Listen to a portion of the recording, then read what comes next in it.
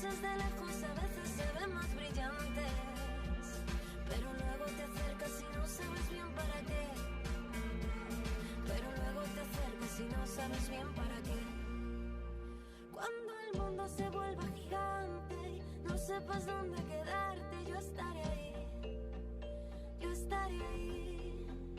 Si algún día no encuentras a nadie, alguien que venga a salvarte, yo estaré ahí. Yo estaré ahí. Cuando sientas que vienes de Marte y nadie se pare a mirarte, yo estaré ahí. Yo estaré ahí. Cuando quieras que todo se acabe y no quede nadie al volante, yo estaré ahí. Yo estaré ahí.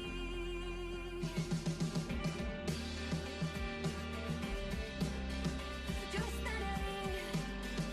Yo estaré ahí.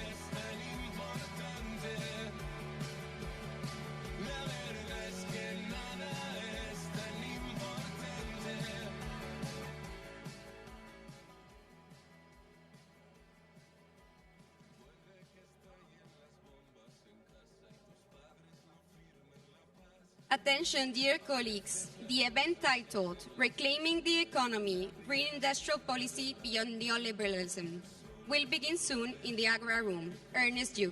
Thank you.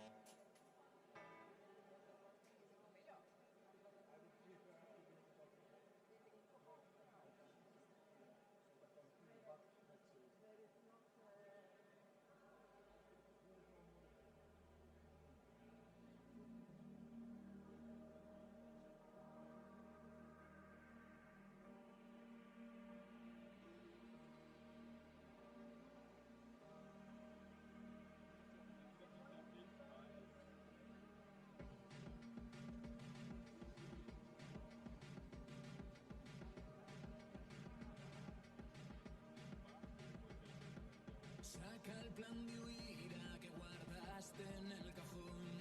Grita fuerte que por hoy ya es suficiente. Cierra la salida que solo escuche tu voz. No te calles un adiós si es para siempre. Si duele que duela y si no te vuelvo a ver, qué bonito fue tenerte cerca. Salgamos ahí fuera y si nada sale bien, que nos miren mal, que nos miren mal. Llévame a bailar, pequeño desastre. Dejaremos huellas que no se puedan borrar. No mires atrás, que nos falte el aire. Salva lo que puedas y aunque no lo entiendan solo, llévame a bailar.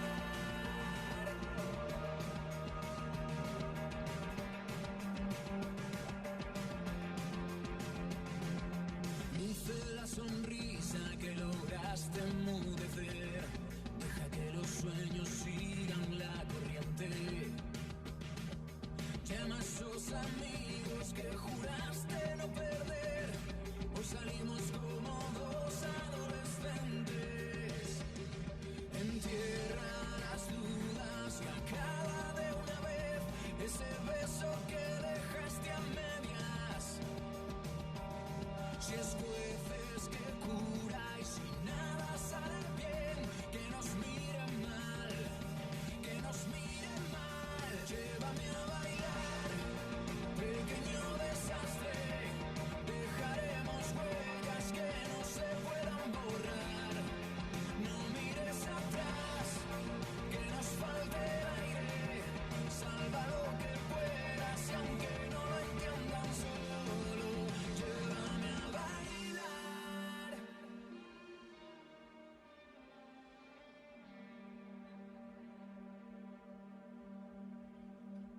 Cuando el viento arrecie y las señales nos obligan a volver.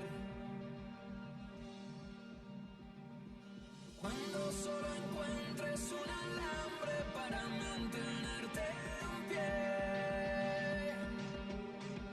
llévame a bailar.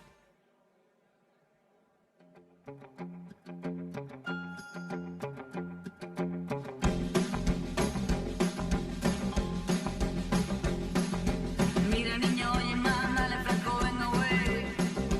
Mira, no quiero más, solo dilo, solo dalo vida. Dinero, dinero, dinero. Dinero, dinero, dámelo. Tira tanto todo, tira mucho, poco más una vida. Mira mal cómo va, empezando, va reptando el niño. Dinero, dinero, dinero.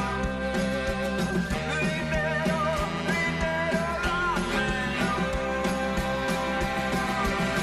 Paraíso no es aquí. Paraíso no es aquí. Paraíso no es aquí. Aquí es nunca, aquí es quizá. Aquí es mañana, Aquí es jamás,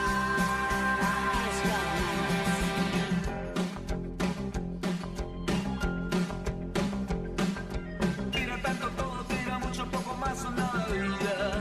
mira, no quiero más, solo dilo, solo dalo, güey. Dinero, dinero, dinero.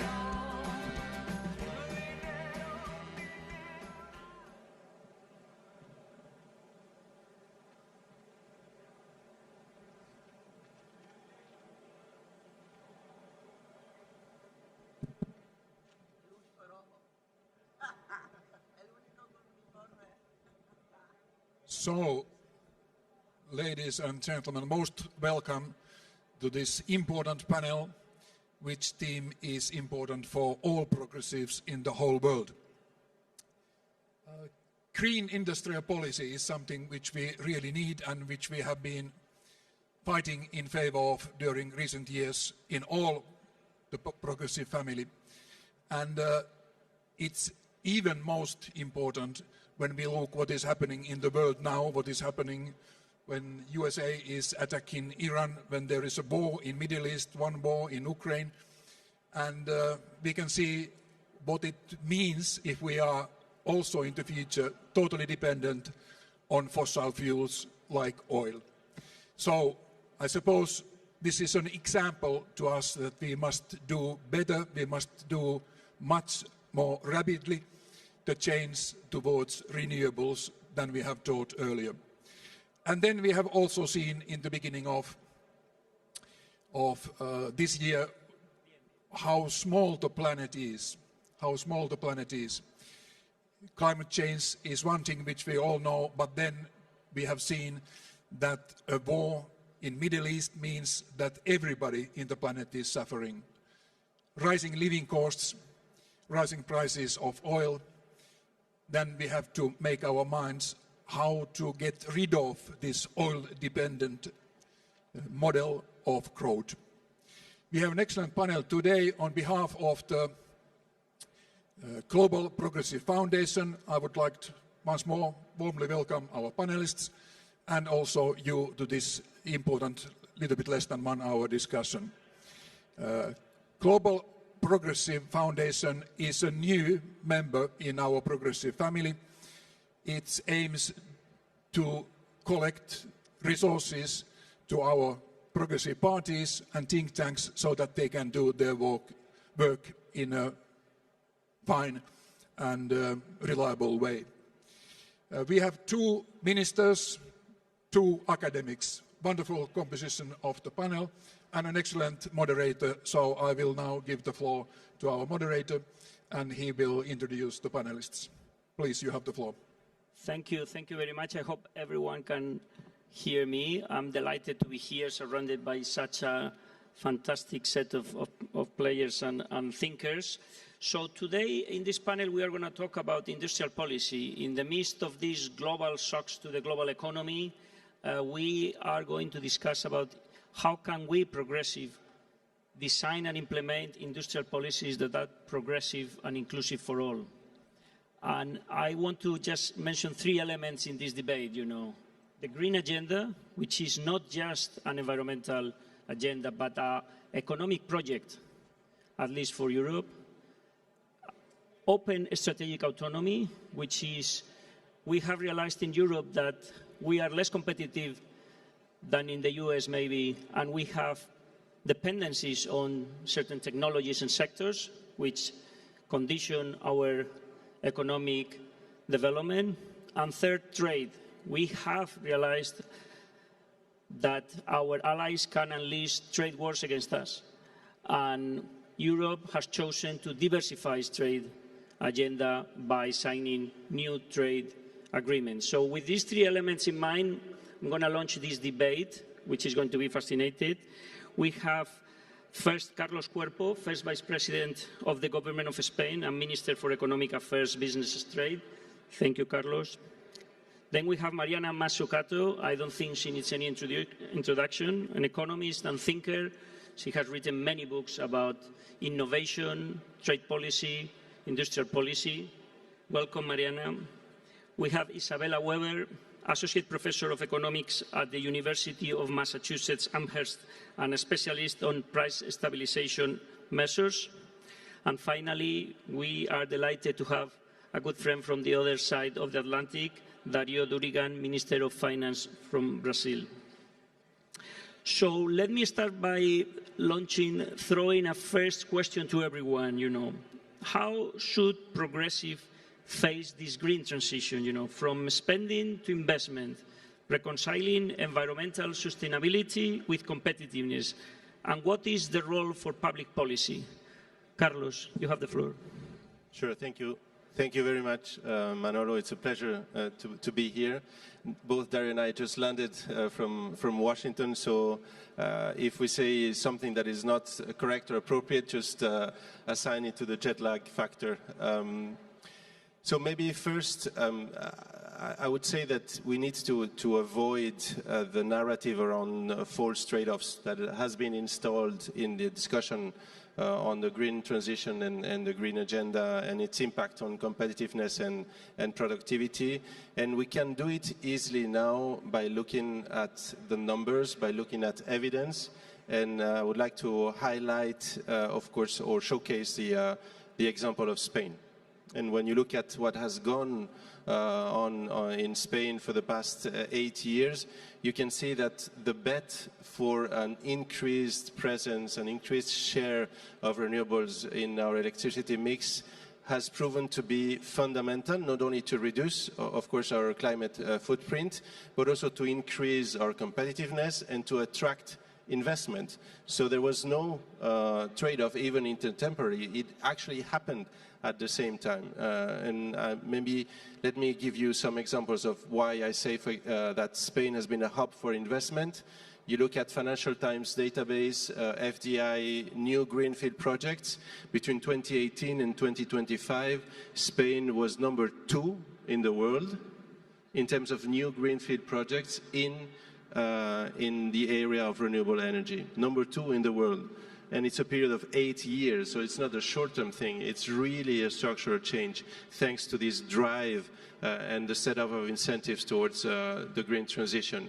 And that came together, of course, with an increased presence, as I said, of renewables in our energy mix, which reduced the costs for our firms, not only in the wholesale market, but also in their electricity bills. You look at our SMEs, they've been paying consistently 20% less electricity in their electricity bills with respect to our main neighbors or some of the main euro area partners. So that's another key factor. They all come together. And then, of course, the element of being more efficient in terms of how we produce our services and goods in Spain. So I think that's the first step. And then there are many more that come together because it's a virtuous circle.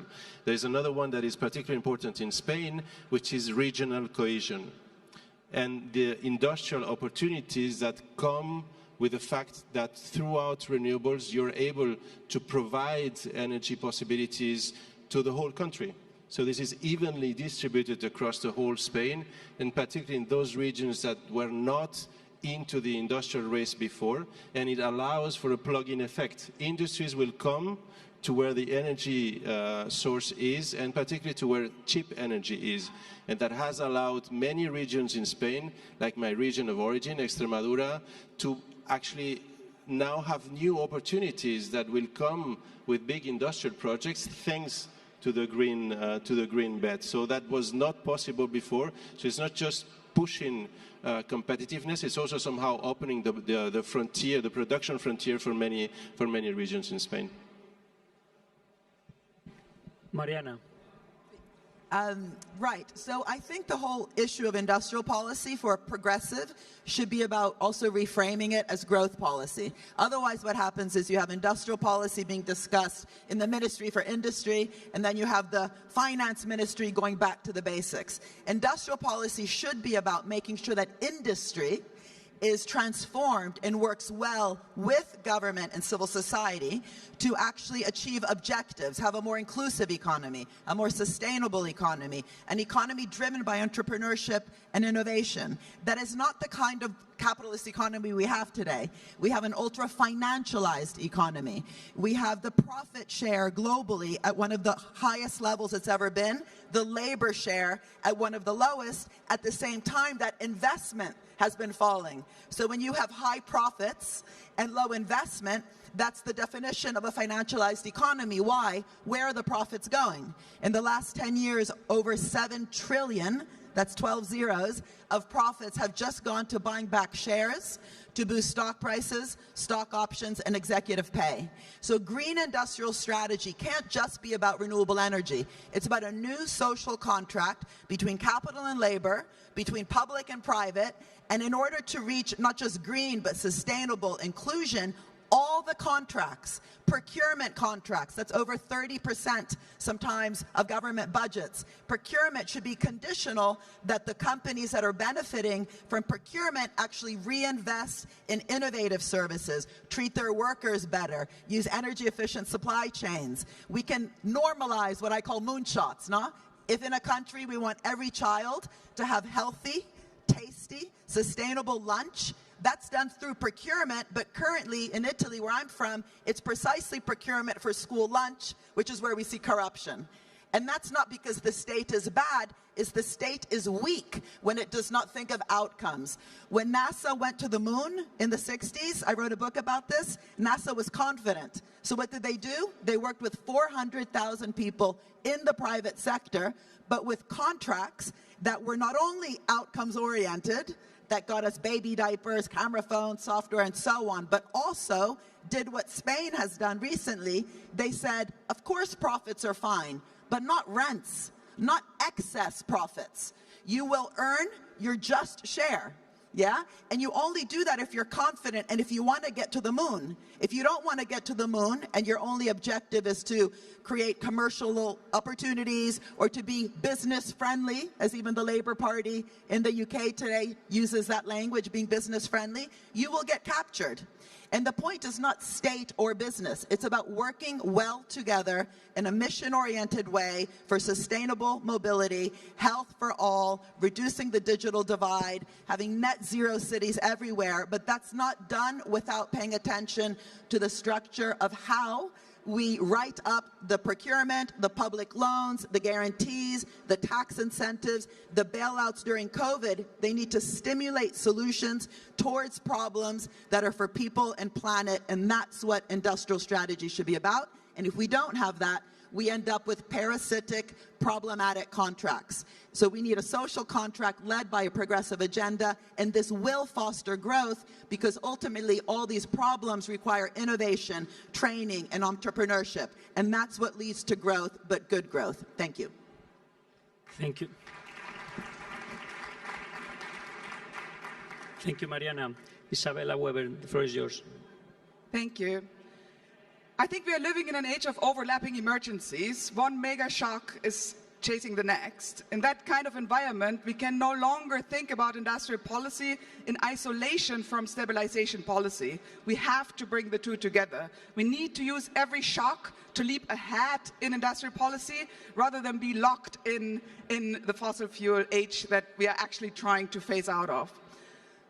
We have done research that shows that the greatest points of vulnerability for shocks in terms of livelihoods, production networks, and circulation of goods are all pretty much the same sectors. This means that if we have smart strategies that are transformative stabilization and stabilizing transformation policies for those sectors, we can actually stabilize the economy, go ahead on the green agenda, thus actually create a deeper level of sustainability and such stability for the economy as a whole.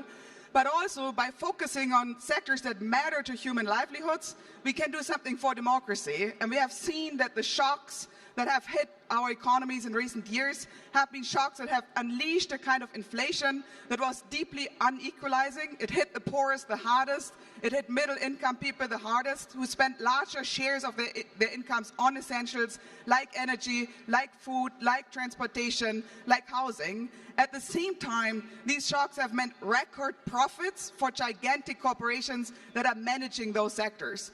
We have done research on the fossil fuel industry for the 2022 crisis, where the sector that we want to phase out had the highest profits on record. Under capitalism, profits is the lever that allocates capital. And if we want to transition, we need to make sure that the sectors we don't want to have anymore are not the most profitable ones. The profit bout that happened in the last energy crisis meant a rehabilitation of the fossil fuel industry. The stock market indexations of fossil fuel companies went up. The stock market indexations for renewables stagnated or even went down. In the United States, for example, the fossil fuel profits were more than 300 billion, which was more than the total investment in green energy and all sorts of renewable projects that year. So we have to prevent those kind of profit bouts because they harm the transition, they harm stability, and they harm people's livelihoods. We cannot afford a stabilization paradigm that rests on hiking interest rates, which basically aims to throw people out of work just to pay for the profits that have been accrued in the essential sectors. We cannot afford a stabilization paradigm that relies only on lump sum payments either, because that's really expensive and is cementing the system that we have. We need a stabilization paradigm that is targeted to the sectors that we need to transform, so that every shock is actually a shock to transformation. And this is not only about going green, this is also about protecting our democracies. This is, at the end of the day, a form of anti-fascist economics, which at this very minute, where we are coming together here in an attempt to create a movement against the rise of the far right, I think is what is urgently needed. And the way that this current shock is going to be handled will be absolutely decisive for the fates of democracy, not just in Europe, but across the world. Thank you, Isabella.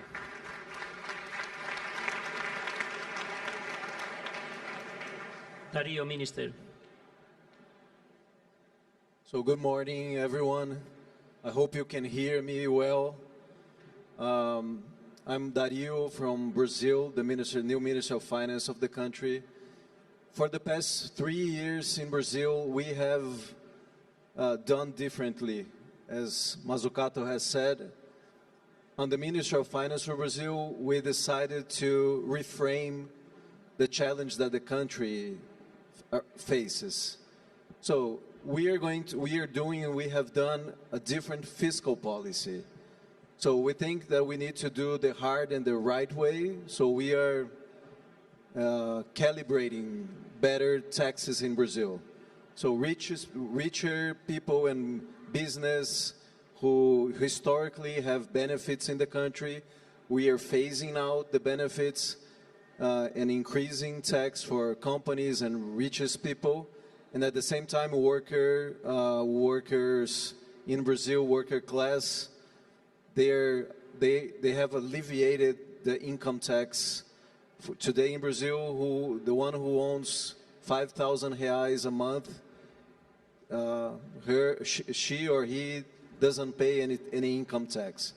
So we are doing different in the fiscal policy. We're doing different in the social area in Brazil, especially when we compare to Bolsonaro, the previous government.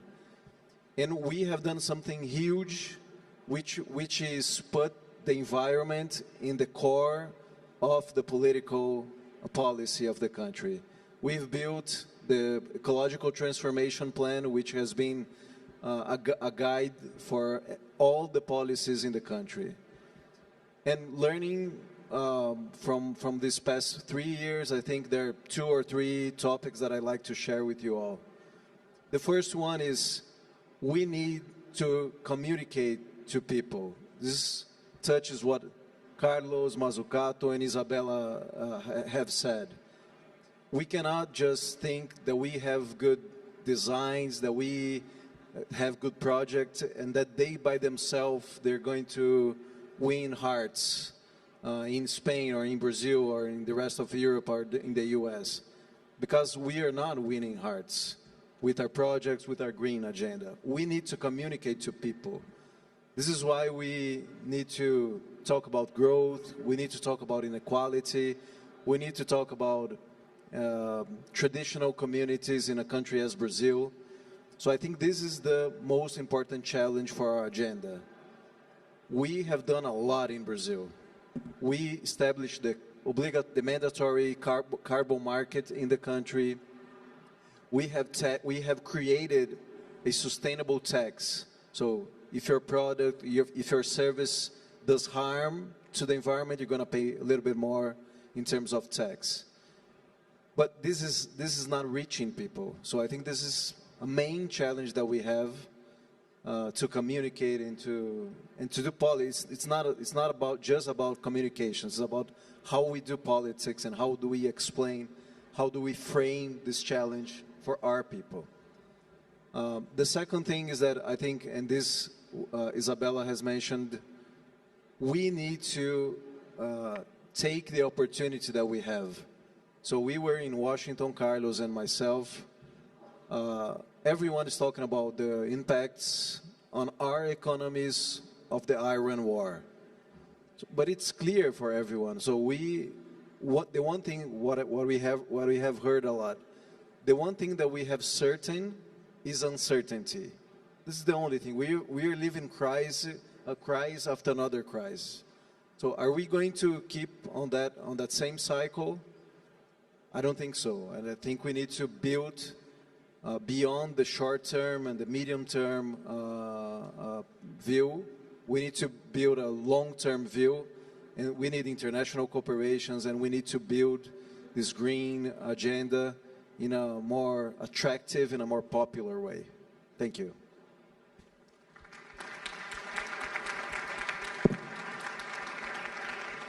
So, Carlos, going back to you, you have mentioned Spain's low electricity prices as one key differential factor behind Spain's successful industrial policy.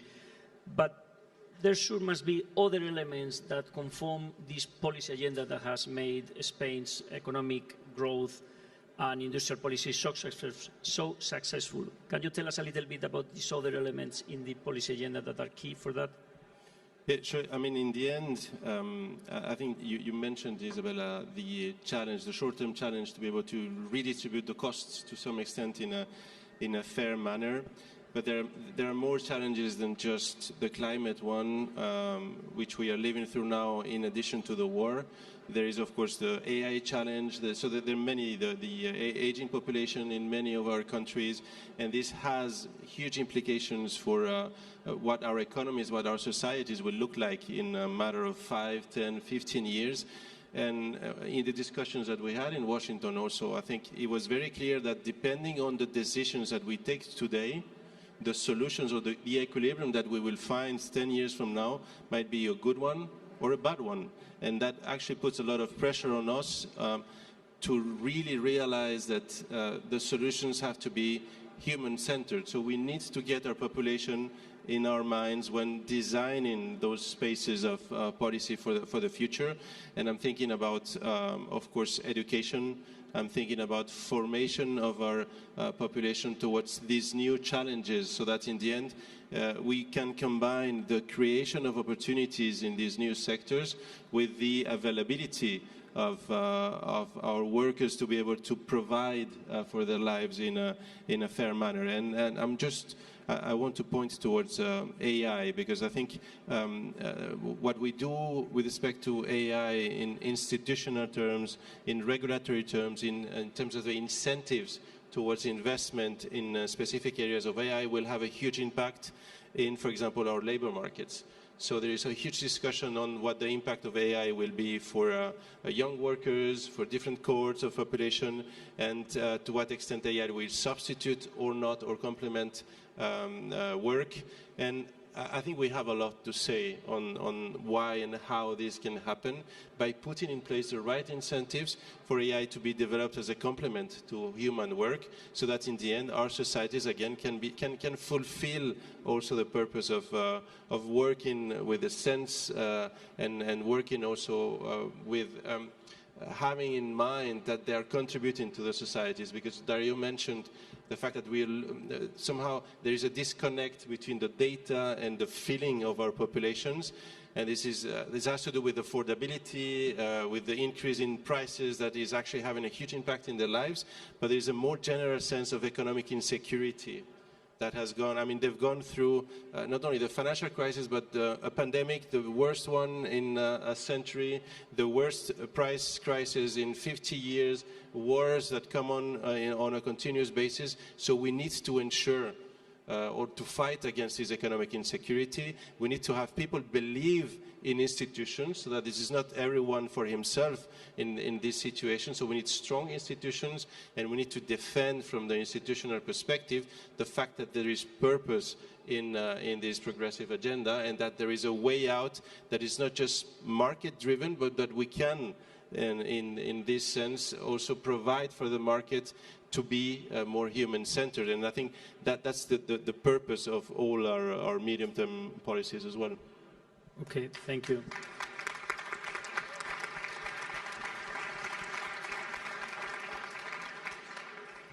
So, Mariana, you often say that industrial policy is not just about spending more, but about spending differently.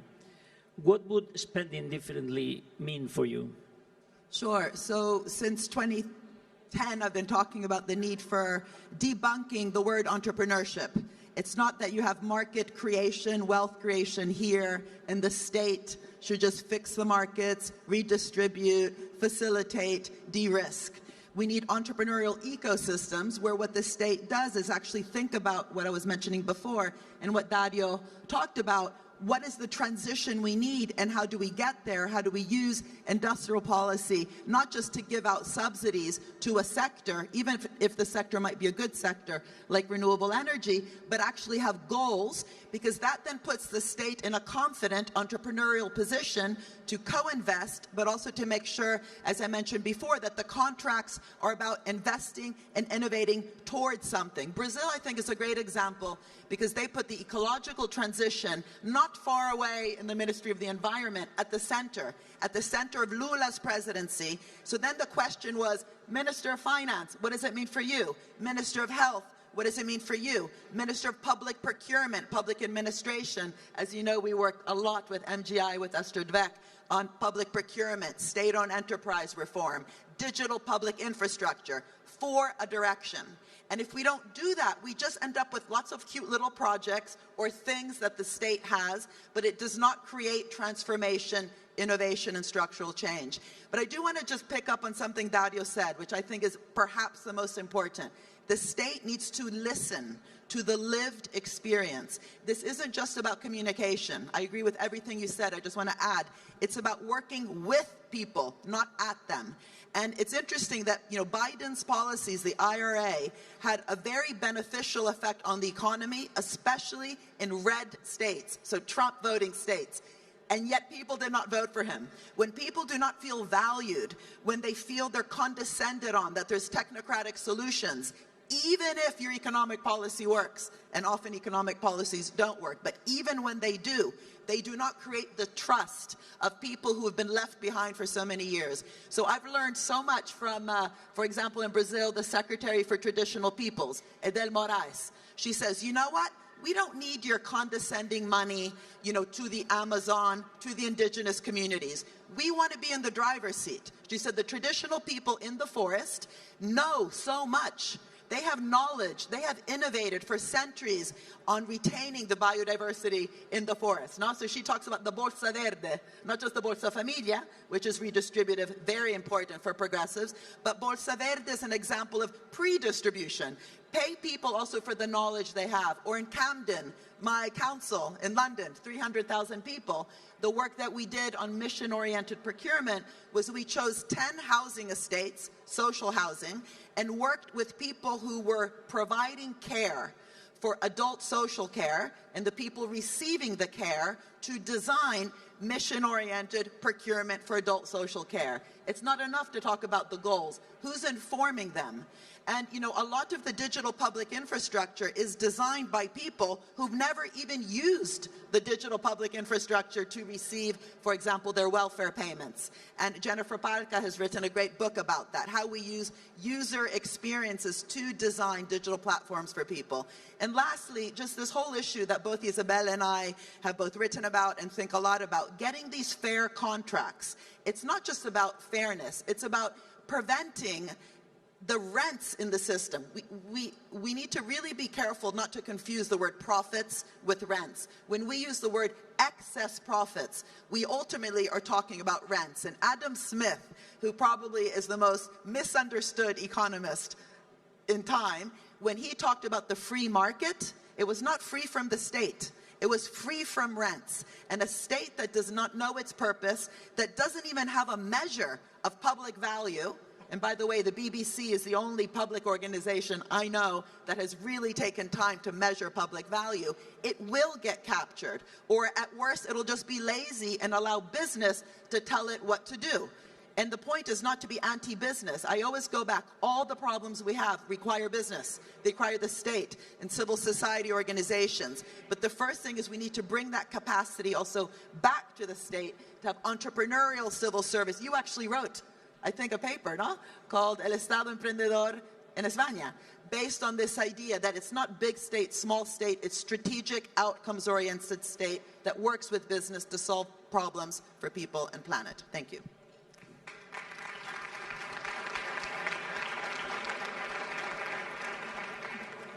Isabella, so Europe needs to build green industrial capacity while managing inflation, supply chain shocks, and strategic dependency. How should the EU rethink its economic governance so that industrial policy and macroeconomic stability reinforce each other rather than pull in different directions? Thank you. One could give a long speech about everything that has to be done, but I feel this moment right now is a bit like, when a tsunami hits and you already see the wave coming at you, you're standing on the beach, you know the wave is going to hit the shore, but you're still, in this in-between moment. And I feel that's the kind of moment we are in terms of the Iran crisis and what this energy shock will mean for the world economy. But of course, this is not just an economic shock. This is really a shock to the world system, to the world political order. And the EU faces the question of how it is going to position itself in this crisis, which is literally reordering the world. If the EU, as one of the most important importers of oil, chooses to pursue a path that allocates oil that is bound to be in short supply in a matter of weeks, it could be even 25–30% of shortages on the global oil market. If the EU, as one of the most important importers with the largest purchasing power in the world, decided to pursue a path that is only based on market allocation, it will be the law of the jungle. If we allocate scarce resources by market mechanisms in a crisis like this, it means that the richest are outbidding the poor, thereby bidding prices up in ways that generate windfall profits, creating a redistribution from the bottom to the top. Our research shows that the record fossil fuel profits in 2022, 50% of it went to the top 1%. the bottom 50% in the United States only got 1% of those profits. So this is like an immediate, massive redistribution. But it's not only redistribution within countries, it's also redistribution between countries. The European Union could, if it wanted, probably gobble up all oil and make sure that it doesn't have any shortages. But this would mean that other countries would go without. It would literally mean death and hunger in parts of the world. So what I'm arguing and what we are proposing, which we have just published in Project Syndicate today, is a buyers club where the EU would take the lead to form a buyers club that all countries can join in order to defend a price ceiling on global markets through a multilateral mechanism. You would then need a fair allocation principle, a fair multilateral allocation principle of the scarce resources that are bought up by this buyers club, which would certainly mean that low-income countries that only use 0.1% of globally imported oil should get all of that, because that is basically like completely negligible from the perspective of rich countries. The rest of the countries should find an allocation that is based on the allocation before the crisis. In order to make this also attractive for exporters, one could include a price floor, a commitment that when the crisis is over, this buyers club would be buying at a certain price. This also has the advantage for phasing out the dirty stuff, that it would ensure that the dirty stuff is not going to get too cheap in the future. But for oil exporting countries like Brazil, it would mean that there's a guarantee of future incomes. Would have to be combined with a margin cap for refined products in order to ensure that the stabilized raw oil prices are actually handed down to refined products. This might sound fanciful. This might sound like I'm sitting here as the youngest person on the panel dreaming about wonderful solutions. In fact, this was a reality during World War I, which was a moment not entirely unlike the moment we are living through right now in terms of the implosion of the global economic order. Since we are really at a moment where the reordering of the world is happening, I think we have to think about new forms of coordinating, since the only way of escaping the Darwinian logic of fascist and imperialist economic policies is to find ways of productive cooperation that literally are committed to the livelihoods and survival of all nations and all people on this planet. So that's why we are proposing this buyers club, which I think would be a great opportunity for the European Union to actually take a lead and position itself as a power of peace, a power of solidarity, rather than a power that doesn't know who it is anymore in this world and only knows the laws of dominance that it has inherited from its past. Thank you.